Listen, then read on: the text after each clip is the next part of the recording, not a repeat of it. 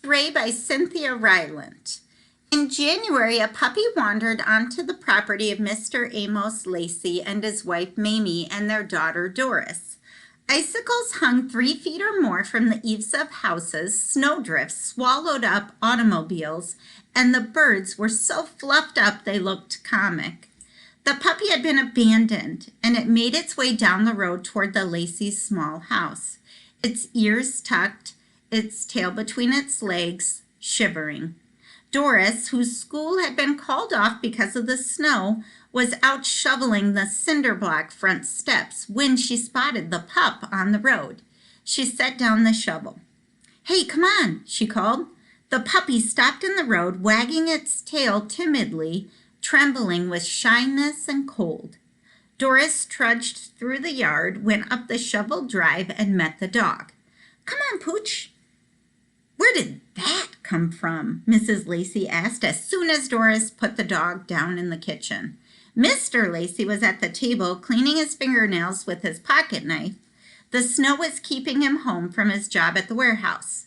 "I don't know where it came from," he said mildly, but I know for sure where it's going. Doris hugged the puppy hard against her. She said nothing. Because the roads would be too bad for travel for many days, Mr. Lacey couldn't get out to take the puppy to the pound in the city right away. He agreed to let it sleep in the basement while Mrs. Lacey grudgingly let Doris feed it table scraps. The woman was sensitive about throwing out food. By the looks of it, Doris figured the puppy was about 6 months old and on its way to being a big dog. She thought it might have some shepherd in it. 4 days passed and the puppy did not complain.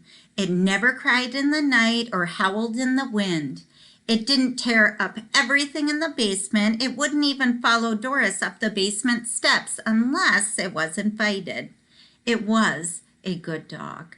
Several times Doris had opened the door in the kitchen that led to the basement, and the puppy had been there, all stretched out on the top step. Doris knew it had wanted some company and that it had lain against the door, listening to the talk in the kitchen, smelling the food, being part of things. It always wagged its tail, eyes all sleepy, when she found it there. Even after a week had gone by, Doris didn't name the dog. She knew her parents wouldn't let her keep it, that her father made so little money any pets were out of the question, and that the pup would definitely go to the pound when the weather cleared. Still, she tried talking to them about the dog at dinner one night. "She's a good dog, isn't she?" Doris said, hoping one of them would agree with her. Her parents glanced at each other and went on eating. "She's not much trouble," Doris added. "I like her." She smiled at them, but they continued to ignore her. "I figure she's real smart," Doris said to her mother. "I could teach her things." Mrs. Lacey just shook her head and stuffed a forkful of sweet potato in her mouth. Doris fell silent, praying the weather would never clear. But on Saturday, 9 days after the dog had arrived, the sun was shining and the roads were plowed. Mr. Lacey opened up the trunk of his car and came into the house. Doris was sitting alone in the living room, hugging a pillow and rocking back and forth on the edge of a chair. She was trying not to cry, but she was not strong enough.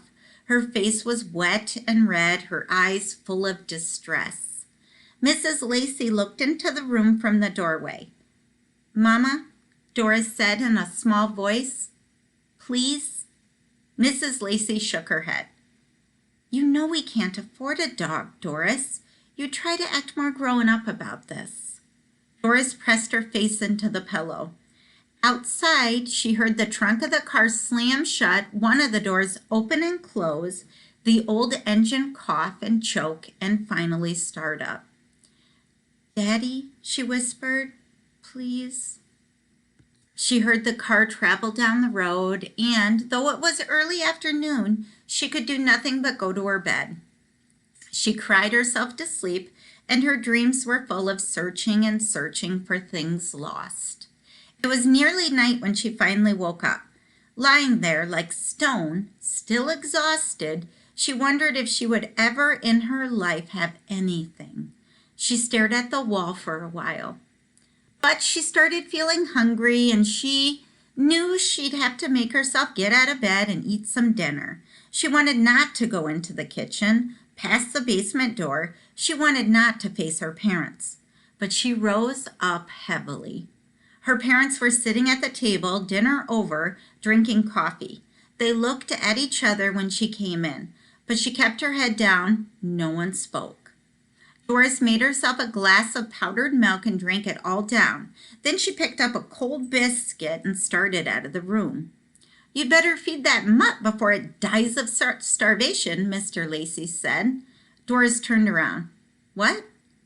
"I said, you'd better feed your dog. I figure it's looking for you." Doris put her hand to her mouth. "You didn't take her?" she asked. "Oh, I took her all right," her father answered. "Worst looking place I've ever seen.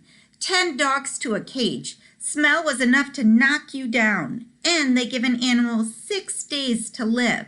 Then they kill it with some kind of shot." Doris stared at her father. "I wouldn't leave an ant in that place," he said. "So I brought the dog back." Mrs. Lacey was smiling at him and shaking her head as if she would never ever understand him. Mr. Lacey sipped his coffee. "Well," he said, "are you going to feed it or not?"